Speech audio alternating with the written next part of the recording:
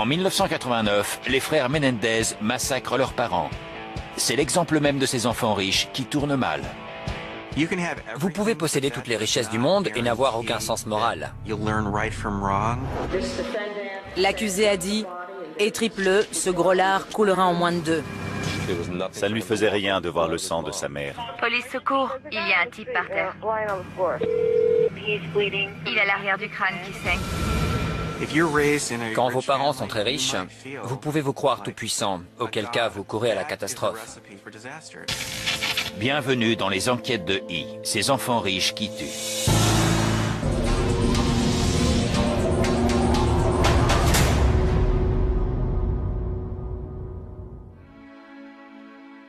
Daphné Abdella ne naît pas avec une cuillère en argent dans la bouche.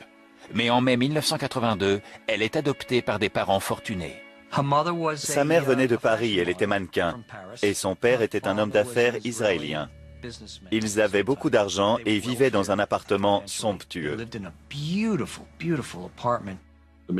Le Majestic donne sur Central Park. C'est un immeuble de millionnaires. Pour y acheter un appartement, il faut avoir au moins 2 millions sur votre compte en banque.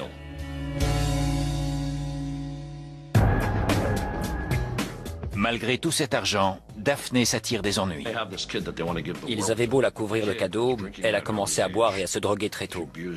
Elle est partie en cure de désintoxication alors qu'elle n'avait même pas 15 ans.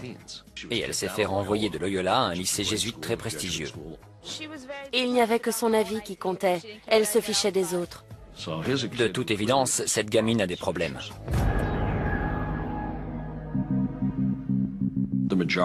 Tous ses camarades disent la même chose. Elle fait un peu garçon manqué. Elle porte des vêtements larges. Elle est un peu complexée parce qu'elle a quelques kilos en trop. Bref, c'est pas une gamine facile. Et ils préfèrent l'éviter. Du coup, ça les surprend vraiment de la voir traîner avec Christopher. En 1997, Daphné sympathise avec un garçon assez réservé, Christopher Vasquez. Tous les opposent. Christopher vient d'une famille d'ouvriers aux revenus modestes. Il vit dans l'Upper East Side, à savoir le Harlem Latino, au 5e étage d'un HLM. Daphné, elle, vit à côté de Central Park. Elle a un portier et beaucoup d'argent.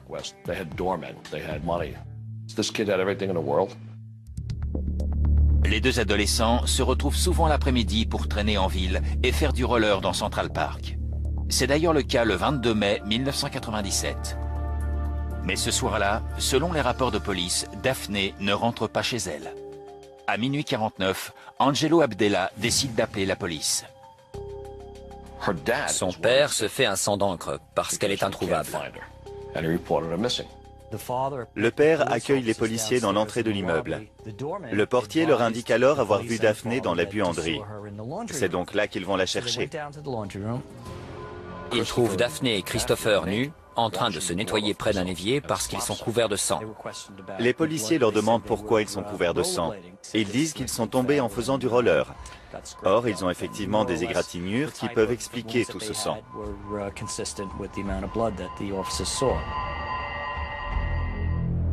Pour la police, l'affaire est close. Daphné remonte chez elle et la mère de Christopher vient chercher son fils. Mais une demi-heure plus tard, les secours reçoivent un appel étrange. Une jeune femme prétend avoir aperçu un corps dans le lac de Central Park. Bien entendu, le standard affiche la provenance de cet appel. Les policiers sont étonnés de voir l'adresse qui s'affiche. C'est à l'angle de Central Park West et de la 72e rue. Et c'est le même nom que la disparition signalée un peu plus tôt. Une sacrée coïncidence. C'est Daphné qui vient d'appeler les secours pour leur indiquer qu'il y a un corps dans le lac de Central Park. La police retourne donc au Majestic. À ce moment-là, l'adolescente de 15 ans les mène à un belvédère au bord du lac et leur montre un corps. J'ai été inspecteur pendant 20 ans et je n'oublierai jamais cette affaire. Le corps était mutilé. Le visage était lacéré de la bouche aux oreilles. On lui avait coupé le nez. Il ne tenait plus qu'au cartilage. Il avait reçu des coups de couteau à la poitrine. Il avait le poignet presque sectionné, le ventre ouvert et les intestins qui pendaient. Bien 6 mètres d'intestins. C'était un crime violent, brutal et plein d'animosité. Selon les rapports de police, Daphné se met alors à crier « J'ai essayé de t'aider, je t'ai fait du bouche à bouche ». Les policiers décident d'emmener la jeune fille au poste pour l'interroger. Elle accuse alors Christopher d'avoir poignardé la victime. Je suis persuadé qu'elle savait ce qui s'était passé. Elle donnait des détails très précis. C'était évident qu'elle avait participé au crime. En mai 1997, l'agent immobilier Michael McMorrow est poignardé dans Central Park. Deux adolescents de 15 ans, Daphné Abdella et Christopher Vasquez, sont accusés du meurtre. Un commentaire? Fichez-moi la paix. Ces mutilations étaient très brutales. Et ça semblait incroyable que des adolescents soient capables d'un tel carnage. Christopher et Daphné plaident tous les deux non coupables. N'oubliez pas qu'il s'agit d'une adolescente qui est morte de peur. Elle est très jeune et c'est terrible d'être accusée d'un crime horrible que l'on n'a pas commis. Selon les proches de Michael McMorrow, celui-ci avait l'habitude d'aller à Central Park les jours fériés. Il jouait au softball. Il sortait du boulot côté ouest du parc. Il se rendait aux Strawberry Fields, où il retrouvait les mêmes amis depuis 20 ans. Il buvait un coup avec eux, puis traversait le parc pour rentrer chez lui, dans l'East Side.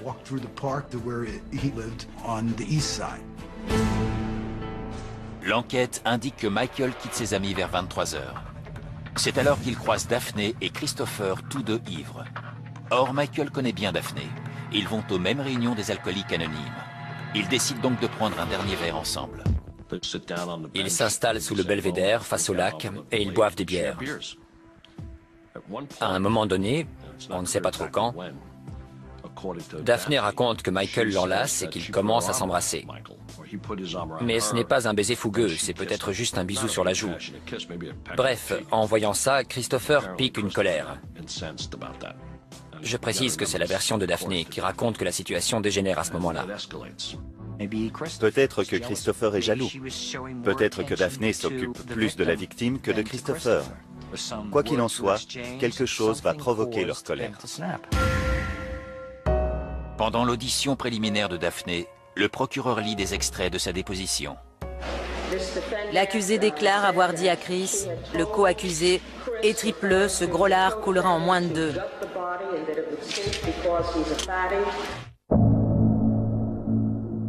Par la suite, Daphné avouera avoir donné un coup de roller à Michael pour le faire tomber. Mais elle continue d'affirmer que c'est Christopher qui l'a poignardé. Je ne comprenais pas qu'on soit capable d'une telle cruauté. Pour moi, c'était incompréhensible. Parce que dans ma famille, nous ne sommes pas des gens violents. Les enquêteurs se sont demandé ce que Michael faisait dans le parc à cette heure-là. Et pourquoi il traînait avec ces deux gamins. Certaines personnes ont dit qu'il était là pour avoir des relations homosexuelles ou que c'était un pédophile. Mais on n'y a pas cru du tout.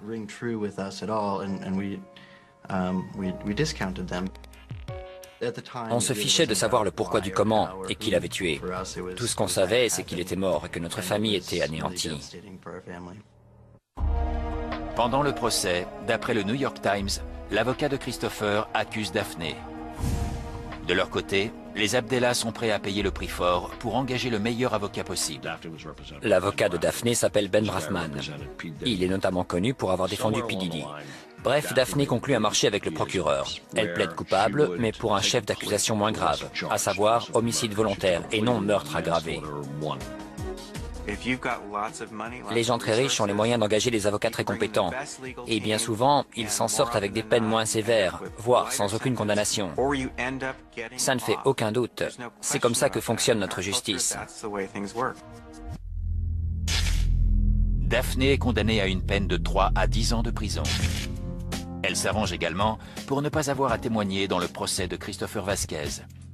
Ses dépositions ne peuvent pas non plus être citées. Son avocat s'arrange pour qu'elle n'ait pas à témoigner pendant le procès. C'est effarant. On ne racontera jamais sa version des faits. Bref, le procureur de Manhattan se tourne vers Christopher, dont le procès s'ouvre enfin. L'avocat de Christopher ne nie pas la présence de ce dernier lors du meurtre, ni même sa participation. Non, tout ce qu'il nous dit, c'est que c'est Daphné qui a poignardé Michael. Et forcément, comme elle n'est pas là pour dire le contraire... Vasquez n'est pas condamné pour meurtre aggravé, mais pour homicide volontaire. Il n'est pas condamné pour meurtre aggravé. La raison ? Les jurés n'ont pas entendu la version de Daphné. Ils n'ont pas toutes les données du problème. Ceci dit, ils ont bien conscience de la gravité du crime, car Michael a quand même reçu 32 coups de couteau. Du coup, Christopher est reconnu coupable d'homicide volontaire, exactement comme Daphné. Christopher écope de la peine maximale, 10 ans de prison. Il ne nous a pas expliqué la raison de son geste. On aurait voulu comprendre pourquoi on se retrouvait dans cette salle d'audience, pourquoi tout ça nous était arrivé. Mais ce procès ne nous a apporté aucune réponse. Daphné et Christopher sont les seuls à savoir ce qui s'est passé. On ne le découvrira jamais. Les McMorrow ont acheté un banc au dos duquel ils ont gravé le nom de Michael McMorrow et qu'ils ont installé dans Strawberry Fields. Il se trouvait à cet endroit la dernière fois qu'il s'est amusé. Je vais voir ce banc de temps en temps. C'est un lieu où les amis se rencontrent, et c'est ce que Michael aimait par-dessus tout. Profiter de la vie. En 2004, Daphné et Christopher bénéficient d'une libération anticipée pour bonne conduite, après avoir purgé les 2/3 de leur peine. Je sais qu'ils ont été libérés. Je ne sais pas où ils sont. J'espère ne jamais les croiser. Et j'espère qu'ils auront retenu la leçon, que plus jamais ils n'infligeront une telle tristesse à qui que ce soit au cours de leur existence.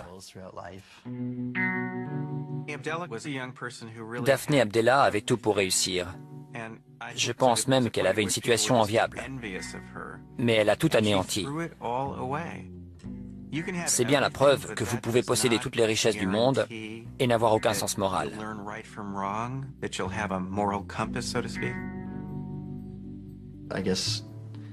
À l'époque, j'avais des idées bien précises à propos des meurtriers, mais cette histoire m'a fait changer d'avis.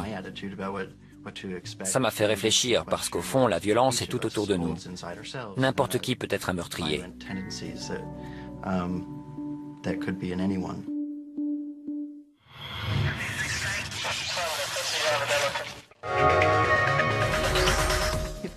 Il faut imposer des limites aux enfants. Sinon, ils ne comprennent pas que leurs gestes ont des conséquences.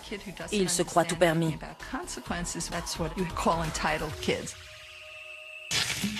Au début des années 1980, l'homme d'affaires Dale Ewell fait fortune dans la vallée californienne. Dale était parti de rien, mais il avait bâti une société d'aéronautique qui était devenue une grande entreprise. Ewell et sa femme, Glee, ont 2 enfants, Dana et Tiffany. Ils vivent dans la banlieue huppée de Fresno. Dale était ravi d'avoir une fille et un fils. Pour lui, c'était la famille parfaite. Il était fou de joie. D'après l'oncle de Dana, ce dernier était un enfant étrange. Il parlait comme un adulte. Même à 10 ou 12 ans, quand on lui parlait au téléphone, on aurait dit un jeune de 25 ans. Grâce à l'argent de ses parents, Dana fait toujours bonne figure. Un jour, il a embouti sa Mercedes, mais Dale lui a racheté exactement le même modèle pour que personne ne soit au courant. C'est la chose à ne pas faire. Ils se disent, quoi qu'il arrive, leurs parents les tireront d'affaire. Et ils se croient tout permis. Il avait tout l'argent qu'il voulait. Il allait au lycée en costume Armani. C'était ses 2 obsessions, l'argent et le pouvoir. Même ses prétendus amis le disaient. Dana était très avide de pouvoir et d'argent. En 1990, Dana part étudier la finance à l'université de Santa Clara. Il y fait la connaissance de Monica Zent, elle-même étudiante. Au printemps 1992, leurs parents se rencontrent le temps d'un week-end dans la résidence de bord de mer des Ewell, près de Monterey. Le samedi soir, ils ont dîné ensemble. Et puis ils ont fait des parties de tennis et ce genre de choses. Le lendemain, le dimanche de Pâques, les Ewell repartent pour Fresno. Quant à Dana et Monica, ils passent la soirée avec les parents de cette dernière avant de retourner à Santa Clara. Mais le lundi, quand l'employé de maison des Ewell vient travailler, elle fait une découverte macabre. Dale, Glee et Tiffany sont tous les 3 morts, abattus de plusieurs balles. Il s'agit vraisemblablement des Ewell qui habitent dans cette maison. Le corps de Tiffany se trouvait dans le séjour. Elle était face contre terre, les mains sous le corps. Dale se trouvait dans le couloir entre le bureau et la chambre de Dana. Il y avait des journaux par terre à côté de lui. Et Glee était dans le bureau. Elle avait reçu plusieurs balles, alors que Dale et Tiffany avaient chacun reçu une balle à l'arrière du crâne. Le tueur voulait nous faire croire à un cambriolage qui avait mal tourné. Mais l'un de mes coéquipiers a tout de suite vu que c'était une mise en scène. Par terre, on a retrouvé une thé d'oreiller ou un drap rempli d'objets, mais ils auraient été impossibles à revendre. Il y avait des bijoux de fabrication unique, une vieille stéréo. Pas le genre de butin qui attire les cambrioleurs dans ce quartier.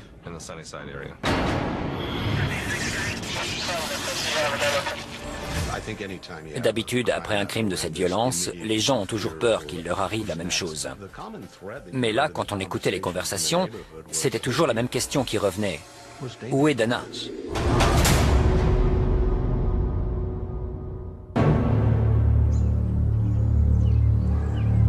En 1992, Dale et Glee Ewell, ainsi que leur fille de 24 ans Tiffany, sont assassinés dans leur grande maison. La police n'a pas beaucoup de pistes. Elle interroge donc l'unique membre de la famille qui soit encore en vie, Dana, alors âgée de 20 ans. Je ne comprends pas que mes parents se soient fait tuer. Je ne comprends pas toute cette histoire, mais ils sont morts. Ce dimanche-là, Dana et sa petite amie Monica ont passé la journée avec les Ewell, avant de retourner sur le campus de Santa Clara, à côté de San Francisco. Dimanche matin, j'ai fait une partie de tennis avec mon père, puis on s'est tous baladés sur la plage. Il était impassible. On s'attend à plus d'émotivité de la part de quelqu'un qui vient de perdre ses parents et sa sœur. Ce mardi-là, alors que les corps ont été découverts la veille, Dana revient dans la maison de ses parents, accompagnée de son oncle Richard et des shérifs adjoints. Dana n'était pas sous le choc, ni effondrée. Ça ne lui faisait rien de voir le sang de sa sœur, ni de sa mère. Ce n'est pas normal pour quelqu'un qui vient de perdre sa famille. Selon les rapports de police, lorsque la famille se réunit pour la lecture du testament, Dana perd son sang-froid. Mon frère Ben a lu le testament et il a expliqué à Dana « Tu récupères la moitié de l'argent maintenant et l'autre moitié quand tu auras 25 ans. Puis tu hériteras de la moitié des biens à 30 ans et du reste à 35 ans. » Dana s'est levée d'un bond. Il était furieux. Pourquoi mon père aurait fait une chose pareille? Ça n'a aucun sens. À ce moment-là, je lui ai dit « Toute ta famille vient de se faire tuer et toi tu penses à ton héritage ?» Le 25 avril, une messe est dite pour Dale, Glee et Tiffany. Nous nous sommes tous recueillis. C'était une très belle messe, compte tenu des circonstances. Dana était très agité et il plaisantait. Il n'avait pas l'air triste. Comment pouvait-il être aussi détaché? Est-ce qu'il y était pour quelque chose? Face à l'attitude de Dana, ses oncles décident de prévenir la police. Ils trouvaient son comportement étrange parce qu'il n'avait pas l'air triste. Mais on avait d'autres pistes que l'on devait également écarter. Par exemple, dans sa jeunesse, Glee avait travaillé pour la CIA. Il fallait étudier cette possibilité. Ils ont examiné les collaborateurs de Dale. Ce dernier était dur en affaires, donc professionnellement, ça ne devait pas toujours bien se passer. On a fouillé toutes ces pistes au maximum, mais en fin de compte, on en revient toujours au b.a.-ba de l'enquête criminelle. À qui profite la mort de ces trois personnes? La réponse est évidente, à l'unique héritier encore en vie, Dana.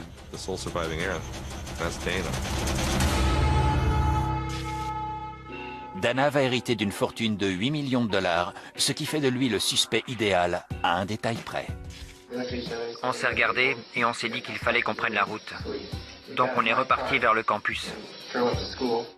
Le soir des meurtres, Dana se trouve avec sa petite amie à plus de 200 km de Fresno. Il avait un alibi en béton, parce qu'il était à des kilomètres de là. Mais la police continue d'avoir des soupçons. Tout pointait vers Dana.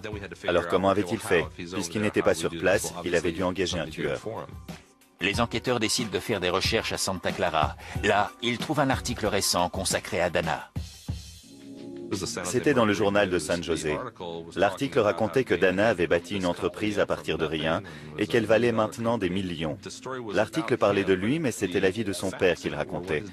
Donc, il se faisait passer pour un grand homme d'affaires.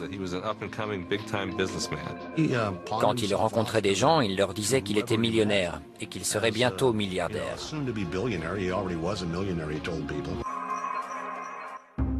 Mais ce n'est pas tout. Les policiers vont trouver un autre élément pour le moins troublant. Contre toute attente, Dana s'est lié d'amitié avec un ancien camarade, Joel Radovjic. Ce qui nous a interpellés, c'est qu'ils étaient à l'opposé l'un de l'autre. Dana était très soigné, il aimait l'argent, il conduisait une Mercedes. Joel, lui, c'était plutôt un tir au flanc. Joel termine ses études en décembre 1991, 4 mois avant les meurtres. Au moment de l'enquête, il habite dans la banlieue ouest de Los Angeles où les policiers vont l'interroger. La première fois qu'on l'a interrogé, Joel nous a dit qu'il ne connaissait pas Dana. Il n'était pas au courant de l'affaire et il avait un alibi. Il se trouvait au garage Amrix, dans le quartier de Reseda. Il était catégorique. Vous faisiez quoi? Je regardais la télé, je dépassais les voitures. J'ai passé toute la journée là-bas. L'enquête indique qu'aucun employé du garage n'est en mesure de confirmer l'alibi de Joel. La police va donc le placer sous surveillance. Il a été vu chez Dana. Il a même passé la nuit là-bas. Puisqu'il prétend ne pas connaître Dana, qu'est-ce qu'il va faire chez lui? De toute évidence, il nous cache quelque chose. Les deux jeunes gens ignorent qu'ils sont sous surveillance. Ils ont été vus dans la même voiture. Puis ils sont entrés dans une banque et en sont ressortis très satisfaits.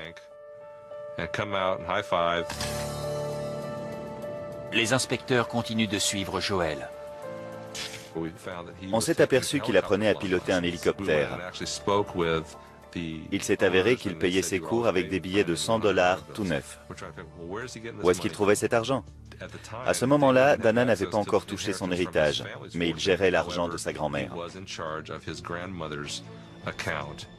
En effet, Dale et Glee ont placé $400 000 sur un compte pour la grand-mère de Dana. Il retirait régulièrement de l'argent de ce compte et quelques jours plus tard, Joel Radovjic payait une somme similaire pour ses cours de pilotage.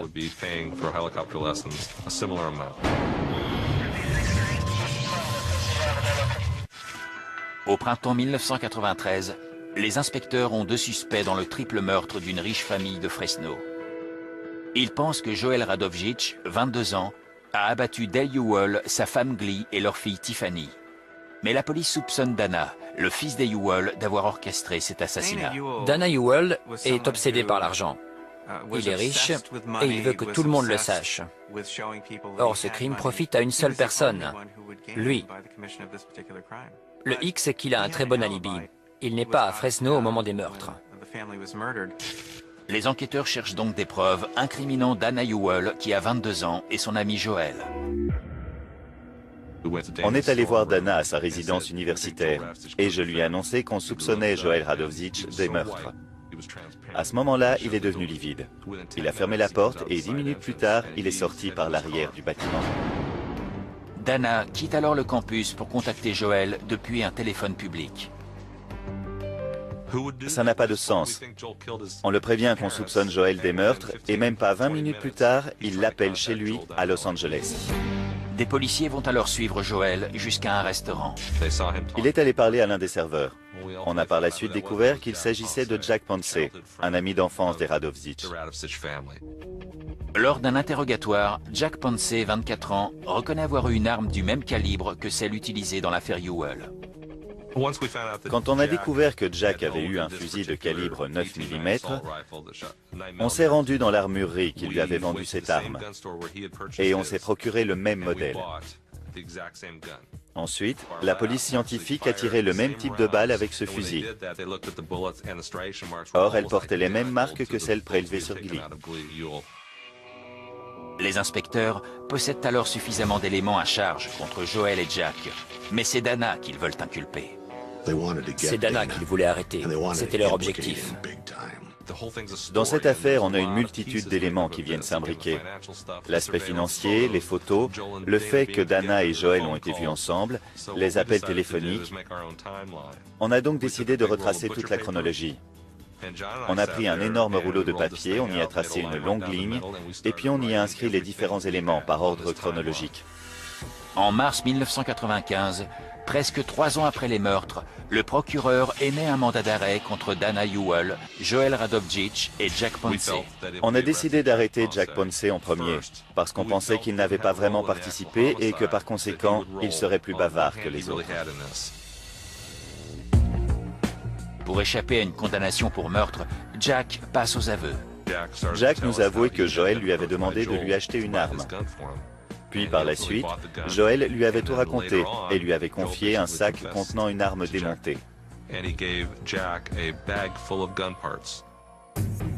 Ils l'ont jeté par petits bouts le long de l'autoroute entre Los Angeles et Fresno. Jack nous a montré tous les endroits où il avait jeté des pièces de l'arme, mais on n'a rien trouvé, sauf au dernier emplacement, un terrain vague où il avait enterré le canon. J'étais au milieu de ce terrain vague et je lui ai demandé où il l'avait enterré. Il m'a répondu « par ici ». Effectivement, le canon était juste sous nos pieds. On n'a presque pas eu à creuser. Cette découverte, c'était très important dans cette affaire. On allait pouvoir coincer les deux autres. Joel Radovjic est arrêté le 1er mars. Dana se rend à la police le lendemain. Tous deux sont inculpés pour triple meurtre avec préméditation. Les autorités bloquent les comptes de Dana, dont la défense sera confiée à un avocat commis d'office. Nous allons assurer la meilleure défense possible pour M. Ewell. Le 7 avril 1995, Joel et Dana plaident tous les deux non coupables. Dana Ewell a nié être impliqué de quelque manière que ce soit dans le meurtre de ses parents. Presque 3 ans plus tard, s'ouvre enfin le procès de Dana et Joel. L'avocat de Dana accuse alors Joel Radovjic et Jack Ponce. Monsieur Ponce a avoué avoir acheté le fusil et enterré le canon. Ils ont affirmé que Joel avait préparé ce meurtre tout seul, avec Jack. Mais le procureur va appeler Jack Ponce à la barre. Jack a décidé de conclure un marché avec le procureur et il a raconté tout ce que Joel et Dana lui avaient demandé de faire. En échange de son témoignage, Jack Ponce bénéficie d'un non-lieu. De plus, les jurés croient son témoignage. Les jurés déclarent l'accusé Dana James Ewell coupable de violation de l'article 187 du Code pénal, coupable de meurtre. Joel Patrick Radovjic, coupable de violation de l'article 187 du Code pénal, coupable de meurtre. Quand le jury les a déclarés coupables, ça m'a beaucoup soulagé. C'était une vraie victoire. On va peut-être enfin pouvoir faire notre deuil. Toute cette affaire a été très dure pour nous, mais la justice m'a redonné confiance. On a tous ressenti à la fois de la tristesse et du soulagement. Ce verdict n'allait pas nous rendre Dale, Glee et Tiffany, mais au moins on pouvait se dire que le coupable allait payer.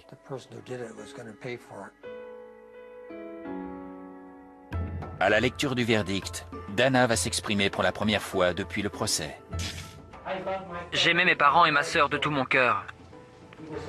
Nous étions très proches et heureux. J'aimerais pouvoir quitter cette salle et aller retrouver mon père, ma mère et ma sœur pour toujours. Dana et Joel sont condamnés à la perpétuité sans possibilité de libération anticipée. Ça ne l'a pas fait pleurer. D'ailleurs, on n'a jamais vu Dana Ewell verser la moindre larme. Enfin, peut-être que quand il a passé sa première nuit dans la prison de Corcoran, il a enfin pleuré. Contacté par notre équipe, Dana continue de clamer son innocence. Il déclare « La police a voulu me faire passer pour un fils avide de richesse et d'héritage, et elle a passé 3 ans à monter un dossier contre moi, alors que je suis innocent.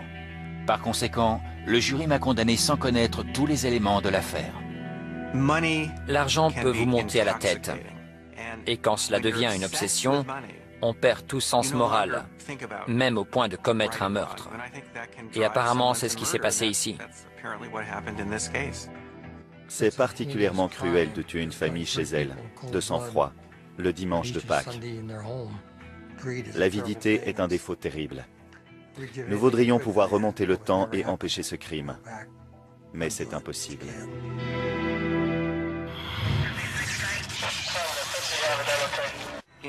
Dans les communautés plutôt riches, il y a forcément des inégalités. Quand on a moins d'argent et qu'on côtoie des gens privilégiés, ça crée des tensions. Or, ce genre de situation peut pousser les gens à des gestes disproportionnés pour montrer qu'ils sont puissants.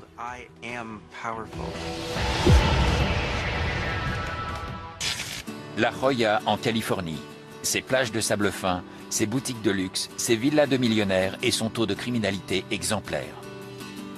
On est début 2007 et la ville n'a pas connu un meurtre depuis 5 ans. La Joya est l'une des villes les plus riches des États-Unis. Elle porte bien son nom, qui veut dire joyau en espagnol. Les stars de cinéma y achètent des résidences secondaires. C'est une banlieue très sélecte de San Diego. Mais la petite ville n'accueille pas que des millionnaires. Seth Cravens est issu d'une famille mormon de la classe moyenne. Il a 13 frères et sœurs. Il a un air de petit vaurien. C'est le genre d'ado qui semble toujours immature. Et sur le terrain de football, Seth ne fait pas semblant. Il mesurait 1,82 m pour 100 kg, donc il avait une sacrée corpulence.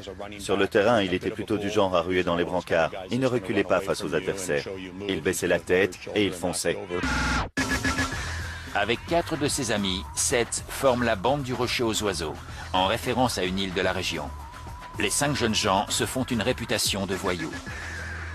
Quand ils sont arrivés au lycée, ils avaient tous des comportements à problème. Ils étaient bagarreurs. C'était des fêtards. Ils boivent beaucoup, ils font la fête. Ils se font virer des boîtes parce qu'ils frappent les gens qui sont en train de danser.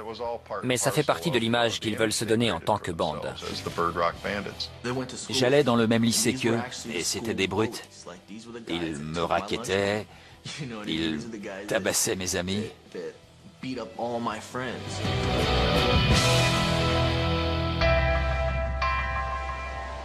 Nigel Coanui vient d'Hawaï. En 1991, suite à un ouragan, il s'installe à La Joya avec ses 2 frères. Après l'ouragan, ma mère a voulu venir ici pour qu'on mène une vie plus confortable. Tout comme les Cravens, les Coanui ne font pas partie de la haute société. La Joya, c'est un endroit très particulier, c'est plein de familles qui ont beaucoup d'argent, et c'est pas évident pour les jeunes parce qu'il faut faire bonne figure. Vous avez des ados de 16 ans qui ont des BMW, mais nous, on n'a pas été élevés comme ça, on était très pauvres. Le cadet des frères Coanui est un prodige du surf. En arrivant à La Joya, il s'est dit « l'eau est pas très chaude, mais ça devrait le faire ». Il s'inscrivait à des compètes. Il s'était même dégoté un sponsor. Il adorait surfer et il allait bientôt passer pro. Pour moi, le surf, c'est une passion. Je t'assure, ce sera toujours ma passion. Et même si j'arrive pas à en vivre, j'arrêterai jamais. L'enquête indique que le 24 mai 2007, Emery, qui a 24 ans, emmène sa petite amie Jenny Grasso boire un verre au La Joya Brew House. Ce soir-là, Seth Cravens et sa bande sont également présents, comme le montre cette vidéo. Vive la bande du Rocher! Emery Coanui connaît toute cette bande, y compris Eric House, alors âgé de 20 ans. À un moment donné, ils se sont bousculés. Emery et Eric se sont tous les deux retrouvés avec de la bière sur leurs vêtements. On ne sait pas lequel des deux s'est énervé en premier. Mais toujours est-il qu'ils ont commencé à se disputer. L'un des videurs a alors demandé à Emery de sortir. Emery est donc sorti du bar, suivi de Monsieur House et Monsieur Cravens. Ils se sont mis à le provoquer alors qu'il se dirigeait vers sa voiture. Bref, Emery Coanui a rejoint sa voiture et Jennifer Grasso l'a ramené chez lui. Apparemment, pendant le trajet, il a appelé Monsieur House, donc la dispute a continué. Bien entendu, les 2 jeunes gens les ont rapidement rejoints et ils se sont battus.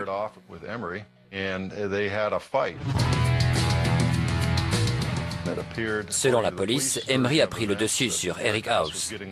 Il lui a même cassé une dent. Le reste de la bande vient à la rescousse d'Eric, suite à quoi Emery se retrouve à terre. Emery réussit enfin à se relever. Il se tourne vers Seth Cravens et lui dit « Tu crois pouvoir me tabasser devant chez moi ?» Les rapports de police indiquent qu'à ce moment-là, Seth donne un coup de poing à Emery qui tombe en arrière. Emery tombe sur le bitume, au milieu de la route. Et au moment où son crâne heurte le sol, rien qu'au bruit, tous les témoins devinent que la situation est très grave. Les gens du quartier appellent les secours. Police secours. Je viens de voir un type se prendre un coup de poing très violent. Je pense qu'il est blessé.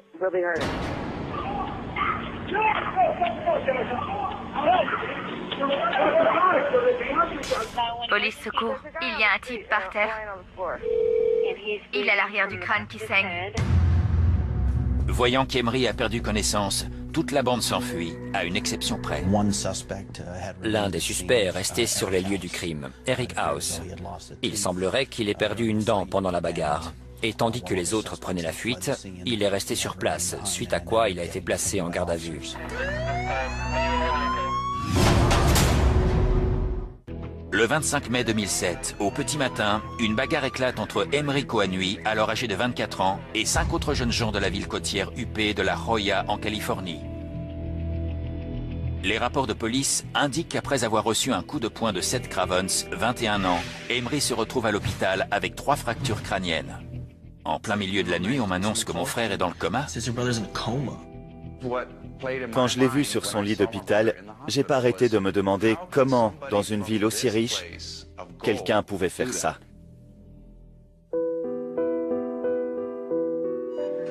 Emery subit une longue intervention chirurgicale.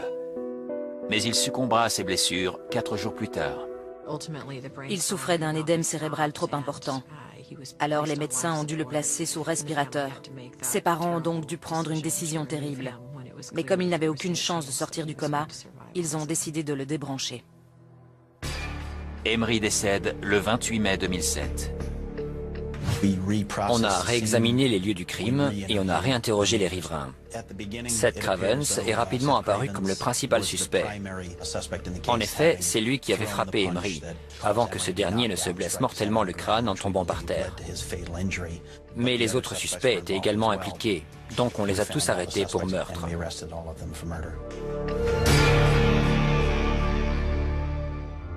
Seth Cravens, Eric House, Matthew Yonke et Orlando Osuna font partie de la bande du Rocher aux Oiseaux. Ils sont tous les 4 inculpés pour homicide volontaire. Un autre de leurs amis, Hank Hendricks, sera par la suite accusé du même chef d'inculpation. C'était complètement dingue de voir que ces gamins qui avaient grandi dans un milieu aussi privilégié se retrouvaient mêlés à un meurtre. Peut-être qu'ils utilisaient la violence comme marque de puissance à la place de l'argent. C'est possible. Parallèlement, les proches d'Emery organisent une cérémonie en son honneur, selon la tradition hawaïenne. Ils ont organisé une cérémonie très émouvante. Au moment du coucher de soleil, ils sont tous allés à la mer sur une planche de surf et ils ont formé un cercle. Ils ont jeté des fleurs à l'eau et ils ont prié pour lui. Ils lui ont dit « Aloha ». Ses amis nous ont raconté des anecdotes. C'était super. Le 27 juin 2008, 4 des 5 accusés négocient un chef d'inculpation réduit. Osuna, House et Yonke plaident coupables d'homicide involontaire. House et Yonke sont condamnés à 210 jours dans la prison de San Diego. Osuna, lui, écope de 349 jours. Quant à Hendricks, il plaide coupable de complicité après les faits, ce qui lui vaut 90 jours de prison. Les 4 peines sont assorties d'une mise à l'épreuve de 3 ans, mais Cravens, auteur du coup fatal, ne bénéficie pas des mêmes conditions. Il ne risquait pas de négocier avec Seth Cravens. Il faisait une fixation sur lui. Le procès de Seth s'ouvre le 27 octobre 2008. Entre-temps, la police découvre qu'avec sa bande, il est impliqué dans d'autres altercations. Les médias ont beaucoup relayé l'affaire. Et du coup, on a commencé à recevoir une multitude d'appels de gens qui avaient été agressés par les suspects. Et puis, en réexaminant certaines plaintes, je me suis rendu compte que les agresseurs correspondaient à cette bande. En plus du meurtre d'Emery, Seth Craven s'est retrouvé accusé de 10 agressions supplémentaires. L'argument du procureur, c'était que ses penchants pour la violence indiquaient un comportement malveillant. En fait, pendant le procès, on a cherché à déterminer les intentions de Seth Cravens au moment où il a porté le coup fatal. Or, c'était un geste impulsif. Il n'avait pas l'intention de tuer la victime. Depuis le début, la défense a expliqué que ça pouvait arriver à tout le monde. Je comprends bien leur argument, mais ce n'était pas la première fois que Seth Cravens frappait quelqu'un. Et cette fois-ci, ça s'est très mal terminé. Les jurés ne risquent pas d'éprouver de la compassion pour lui. Un jeune homme a été tué, ses proches sont dans la salle, et les accusés sont des délinquants notoires. Le 18 novembre 2008, les jurés annoncent leur verdict. Seth Cravens est reconnu coupable d'homicide volontaire et de 7 autres chefs d'inculpation. Le jeune homme de 23 ans est condamné à 20 ans d'emprisonnement. C'était une manière de mettre un terme à un comportement violent.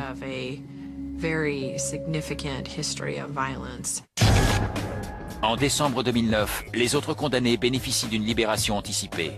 Hendricks part étudier dans le New Hampshire, tandis qu'Osuna, Yonke et House retournent à La Jolla. Quand on est condamné à une période de mise à l'épreuve, il y a un certain nombre de règles à respecter. En l'occurrence, les condamnés n'avaient pas le droit de se fréquenter, ni de se rendre dans les lieux qui vendent principalement de l'alcool. Or, un soir, Jenny Grasso, notre principal témoin dans l'affaire du meurtre, retrouve des amis dans un bar pour fêter un anniversaire. Et là, elle aperçoit 2 des condamnés, l'un à côté de l'autre. C'était contraire à 2 des conditions de leur mise à l'épreuve. Alors Jenny a prévenu la police. Le juge en avait assez de cette bande, donc il les a renvoyés en prison. En janvier 2010, Osuna, Yonke et House sont condamnés à 3 ans d'emprisonnement pour violation de leur mise à l'épreuve. C'est vraiment stupide, presque autant que de tuer mon frère. On leur donne une deuxième chance et ils retournent en prison. Ils se sont attirés des ennuis parce qu'ils faisaient la fête et qu'ils buvaient de l'alcool. Mais apparemment, ils n'ont pas retenu la leçon.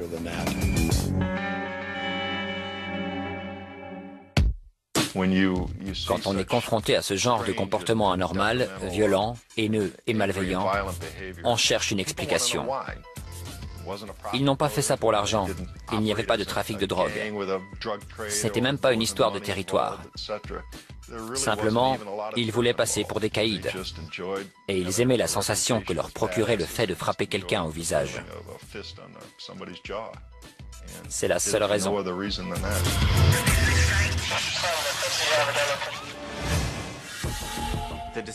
Au fond, la décision de commettre un meurtre correspond à un choix très extrême, qui dépend de chaque individu, de ses problèmes psychologiques et de ses motivations.